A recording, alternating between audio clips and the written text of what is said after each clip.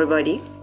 Welcome to Amazing You podcast and YouTube channels, the channels where stories of resilience, triumph, and unwavering hope come to life. And in each episode, we dive into the inspiring journey of individuals who have faced the toughest challenges heads-on and emerged victorious. Our aim is to be a beacon of inspiration, offering a guiding light to those navigating through difficult times. And whether you are dealing with health challenges, professional setbacks, or personal struggles, this channel is dedicated to uplifting your spirit and showing you that even in the darkest moments, there's a path to hope and triumph. So join us as we share powerful stories that transcend adversity, reminding you that resilience is a force within us all. So be prepared to be inspired and find the strength to navigate life's challenges. So this is Amazing You channel where hope takes center stage. I am your host. My name is Dr. Rani Thanacoody. I am a clinical hypnotherapist using rapid transformational therapy method. I am a Mars, Venus, life and relationship coach, breathwork coach, astrologer, tarot reader, past life regression practitioner, chakra practitioner, life force compression practitioner, and star magic practitioner. And today I have the great pleasure to introduce you all to my very special guest, all the way from the east part of the world, and her name is Barbara Hayward. She's an Australian lady living in New Zealand. So very warm welcome to you, Barbara, to Amazing You. Thank you. It's my pleasure being here. Oh, I am very grateful to have you, very honored to have you, and thank you for giving your precious time today to share your story and to inspire the audience today. Thank you. And my first question to you is if you could tell us about your story, because you told me a few days ago that amazing story of yours. It was really incredible, and if you can please share that with us. Sure. Well, I'm now 71. Never thought I'd get to this age. My early life was diabolical, yet it was brilliant. I had laughter and I had fun. I've got a sister who's 14 months older than me, and we lived in the country right out of, we had one made road and we didn't live near that. And it's up in Victoria that's called the Mallee. And the Mallee is red dust. It's red dirt. And so Carol and I, we played, our best tools of play was sticks. And we would go to the road and we would do mimes and all sorts of things. So there was so much fun. And out in the country, there was only us in this region. It's a wheat area. Mm. Now, in amongst all the fun we had, it was also very hard. Mm. Unfortunately, we had a family friend came down every Christmas holidays, who lived camped a little bit away, and so there was sexual molestation there from the ages of 4, 5, and 6.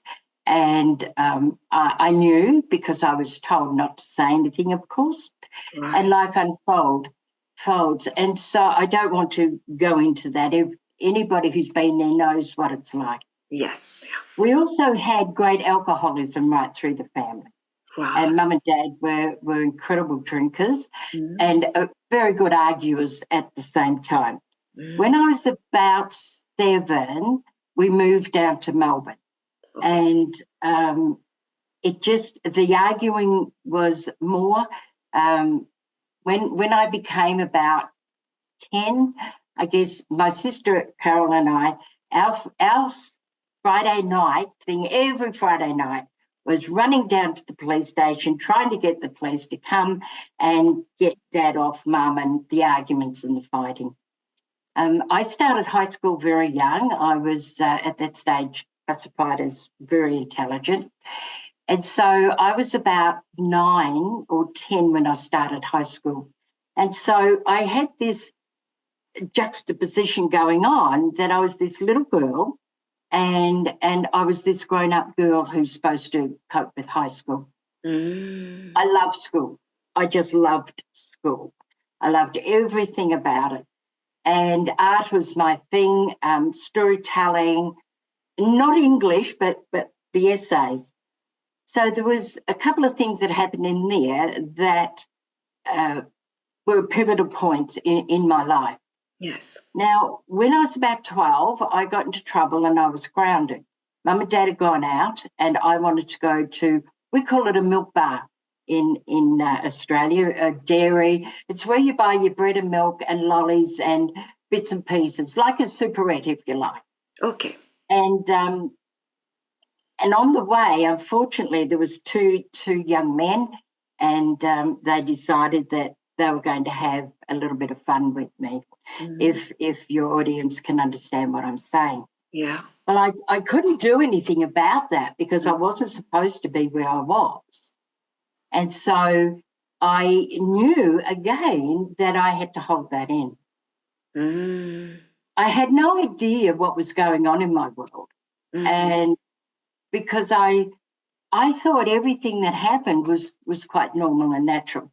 Right. When I was 16, I got a boyfriend at 15. I thought I was the ant's pants. I loved him very much for what a 15-year-old can.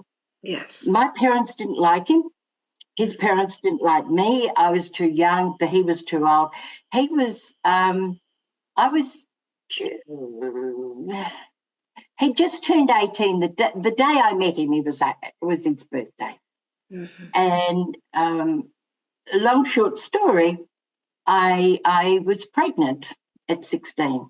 Okay. And without going into the long details, his parents met we told both parents, his parents met my parents, and the long, short story is that his mother had organised for me to go to the family doctor. This was Sunday afternoon we met.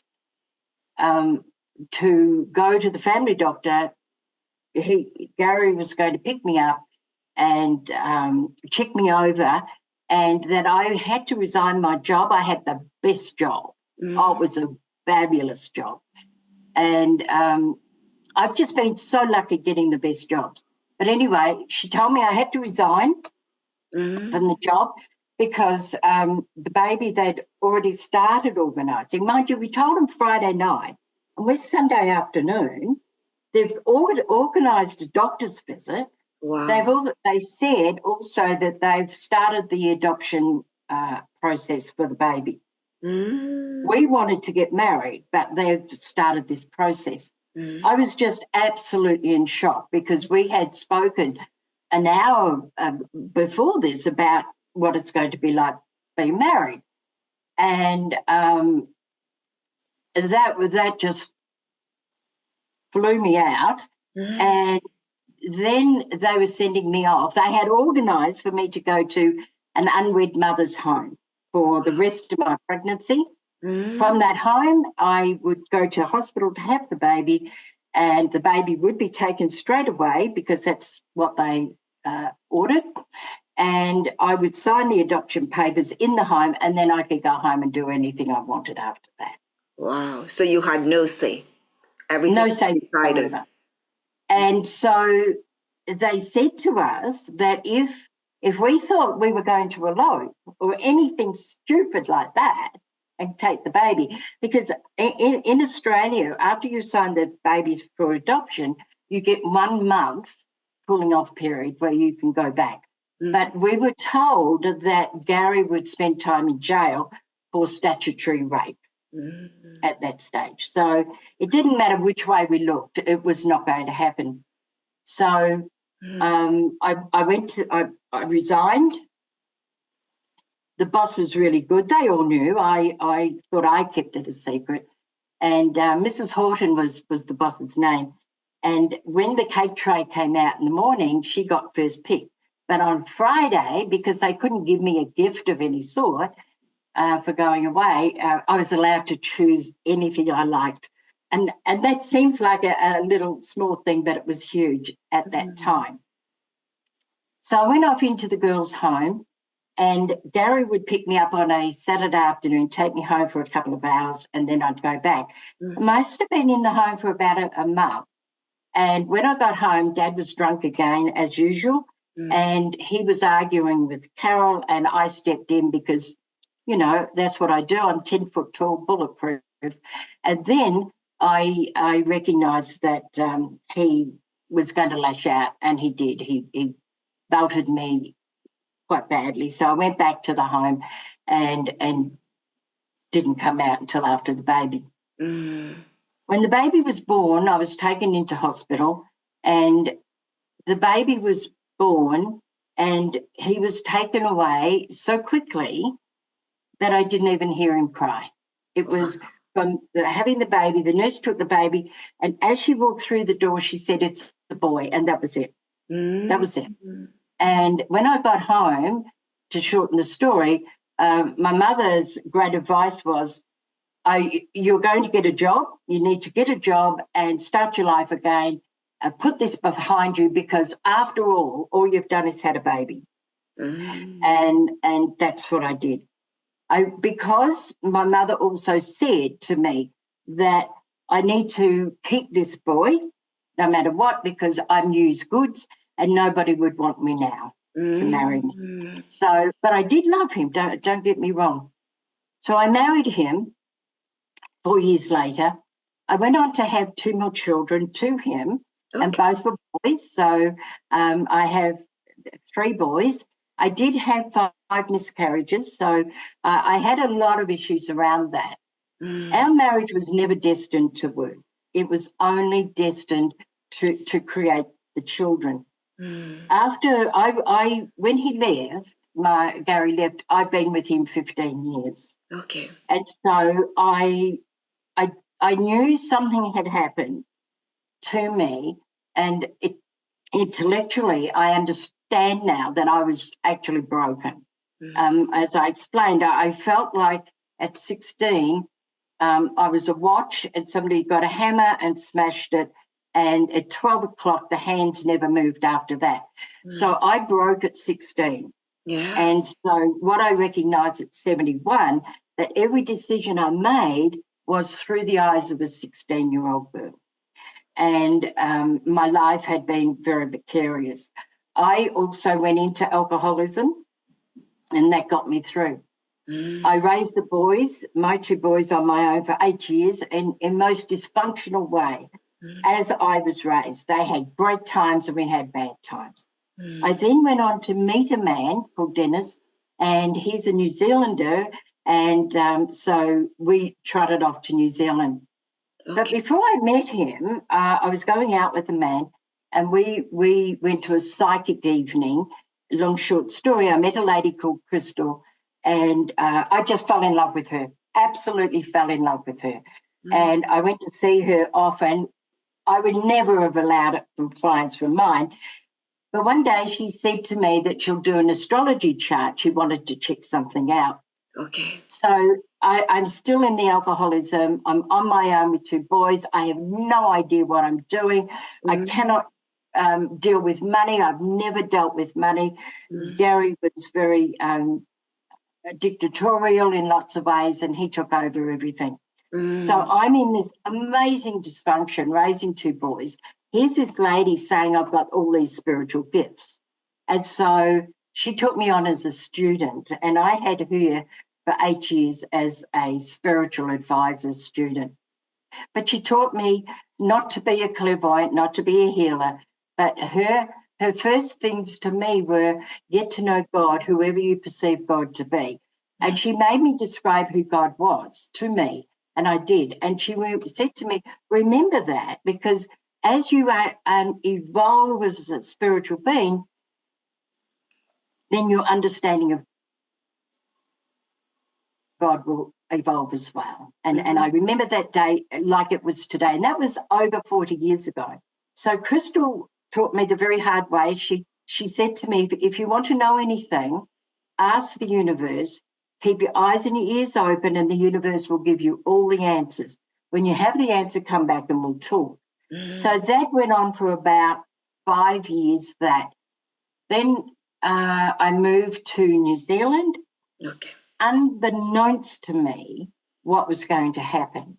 And because of the intense work of asking the universe, raising the vibration, getting to know my people, my guides, helpers in spirit, and understanding, like she'd say, listen to the wind, it will talk to you. Have a look, talk to the ocean, she will tell you things. Speak to the ground, the grass, the trees, all these sort of things. So at 70, we had to start again, and so I had an idea, and then I had to figure out a name, and I loved the name, but I didn't think anybody else would. And so I set up a Facebook page and a YouTube, because a friend of mine years ago said, you need to share your knowledge, and so that's my YouTube. So I have lived this duality all my life. I can tell you I have had the best life. You know, I've had 3 summers in 1 year because I chose to. I went to America. I had no idea. I went and stayed with somebody. I didn't even know where Santa Cruz was. I went by Greyhound bus. All these amazing things have happened. And on the other end, I was born. And so at my age, I'm healing. I'm repairing it. My life is not in order. I'm an Aries, 8-day born, a 30/3. It's never going to be, balanced and sorted out. But I have the best life. I've had the best life. I've had memories. I've had destruction. I've had the angels have worked very hard to keep me here. And so that's my story. Thank you for letting me share it. It's just so much to put in. Yeah, I'm sorry I took a lot of time. No, I think it's worth sharing to the audience, because thank you for being vulnerable today, for opening your heart and sharing those really tough times that you experience, because so many people, they do experience difficult times, but they live in that dual personality that they put up a different face to the world, but they hide their pain. When we talk and share about our pain, that is going to not only heal us, but also to inspire others, to give them the strength to heal themselves, but to give them the strength that there is light at the end of the tunnel, because you are still here, you are still doing a great work, you have your channel now, so it's never too late to start, it's about taking that. Sorry, Barbara. And it isn't too late to start. I do suffer from incredible low self-esteem and lack of confidence, believe it or not. And so one of the challenges I had to do there was I write things down. And my monkey mind will tell me why I can't do it. But if I write it down, the written word will tell me what to do. Yeah. So the written word is step by step by step. And when I achieve that, it doesn't matter what my monkey mind tells me. I had to do that with the Old Girl Spiritual Stuff Facebook page and everything I've done. That's because I do suffer from this. People look at me and they go, no, but yes, inside. I'm not worthy is a massive one that I've lived with. And when I look back over my life, I haven't been worthy. And that's what people have told me. But I am worthy. I am a magnificent child of God. Absolutely. How could I not be worthy? Yeah. But I didn't know that. Yeah. But it's not your fault, and so many people are in that same situation that you have experienced, because it's their conditioning, that have been very difficult, very challenging, not being valued for who they are as a child, not being heard. I could relate to your story because I experienced sexual abuse, and it wasn't always at my time, when children are little, we are always seen but not heard, Yeah, yeah. Yes. And that was the first thing I had to learn, was this had nothing to do with me. Yes, absolutely. This had everything to do with others. Absolutely. It was done, I don't want to say it was done to me because that's quite cliche, but this was not mine. No. It was theirs. And once I worked through that and really understood it and gave it back to the person, this is yours to wear. I'm not wearing it anymore. I was able then to move on. Yes. And for me, the biggie was my son being taken away. When he started coming back, I broke down again, because now I'm facing a different reality, and one that is very hard to maneuver and manage, and then the whole dynamics. But for me, it taught me that I do deserve, because he came back. The universe, I'll call God universe, gave me back what was taken. Okay, it might have been 43 years later, but I still got that. Yes. And that tells me I am worthy. Am I broken? Nowhere near as much as I was. No. Still there. And I'm dealing with that.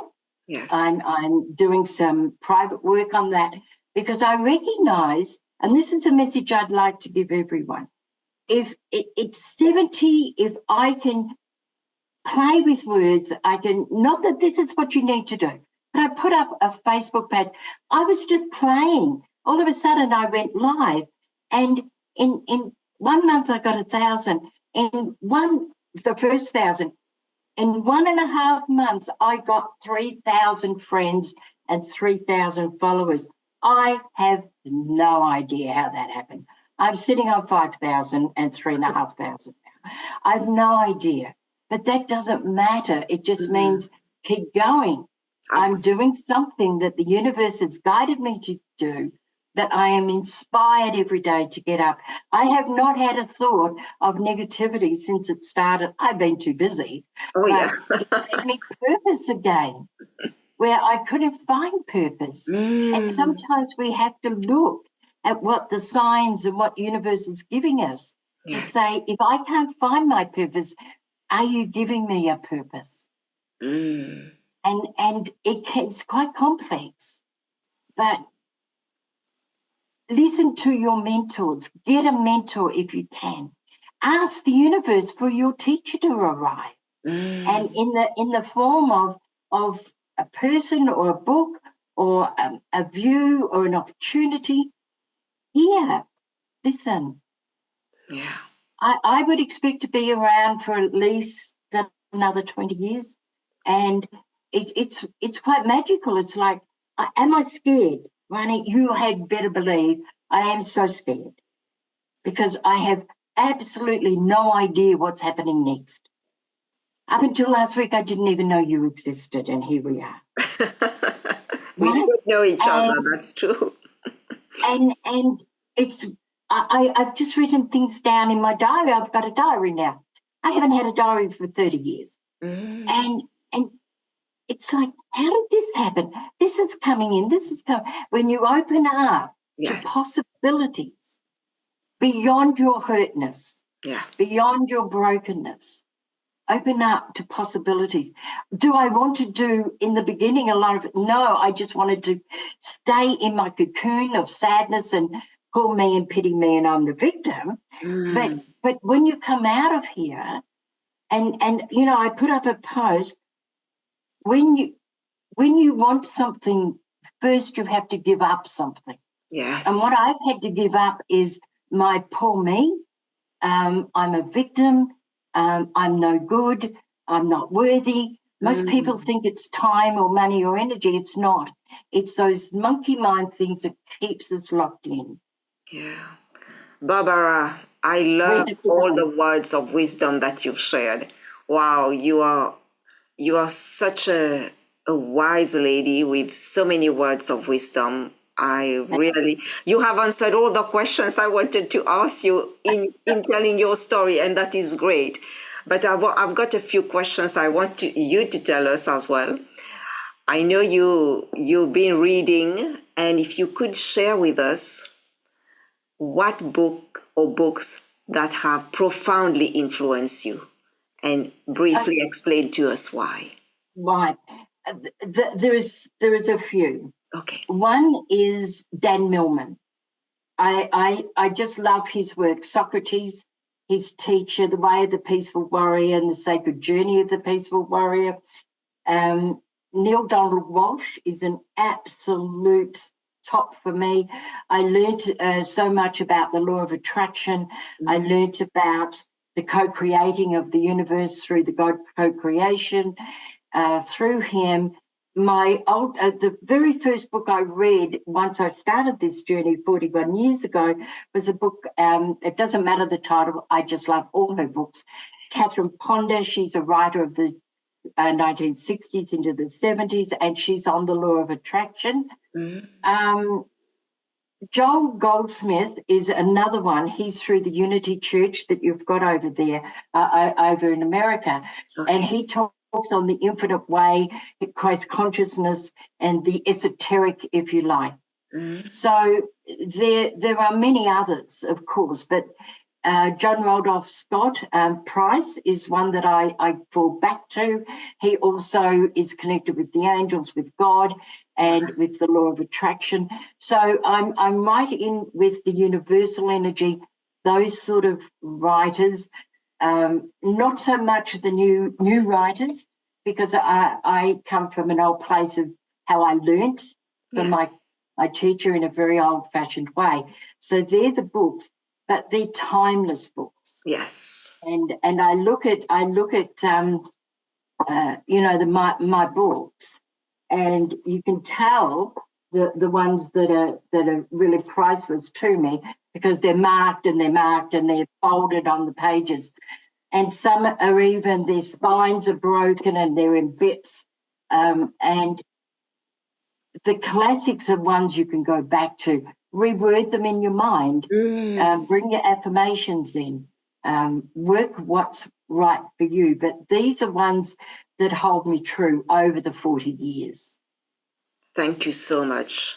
Thank you so much for sharing those books. And I love your positivity, because it's due to your positivity that you are still here and that you are now inspiring other people. So I really applaud you, because it's not easy to let go of these negative thoughts, but you are doing extraordinary efforts, and it's amazing how the universe is bringing things to you. You know, when you are open, like you said, to the infinite possibilities, you open up to the universe. The universe is always here to support you and to have your back and to give you all what you want. This is for the audience as well, for everybody. Yeah. Absolutely. If I could just finish off with one thing, this too shall pass. If that's what I have absolutely lived by, Crystal gave that to me 40 years ago, and I've used it every week at least once. This too shall pass. Whatever's here will pass. This too shall pass. And that has got me through the darkest, the hardest times. Wow, that is beautiful. Because thank you so much for sharing that. Because it's a great mantra, a great philosophy to have, in life. Because nothing lasts. Everything, even in the difficult time, it will last a month or two, and then it will go away. So it's about knowing that these difficult times, they are not here forever. They will go, and there is light at the end. Yes, difficult time I had. It lasted 43 years, but it went. Yes. It went. And so this too shall pass. That's so. We get caught up in time, the hardness of time, but it did pass. And I look back now, and it's been 11 years that he's been back in my life. This too shall pass. Yeah. Thank you, Barbara.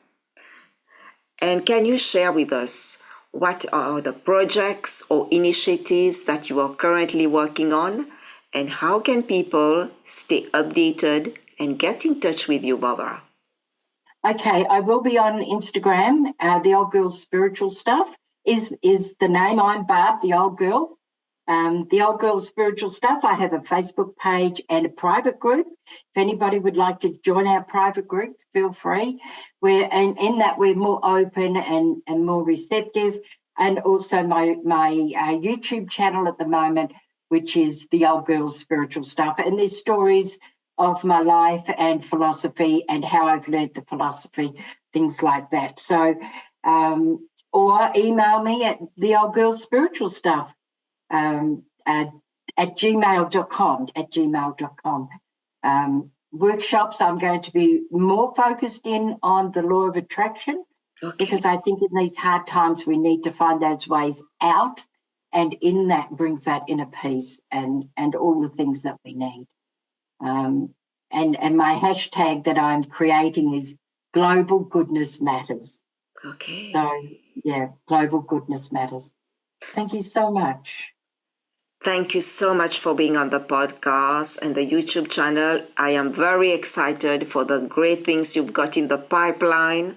I wish you a lot of success.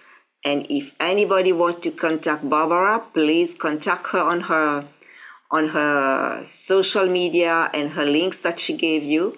And thank you, Barbara, for taking your time to be here. Very honored to have such a very wise lady as you on my podcast, and for inspiring everybody. And I would like to say thank you to the audience for watching, for sharing, and for subscribing. Take care, everyone. Bye-bye. Bye-bye.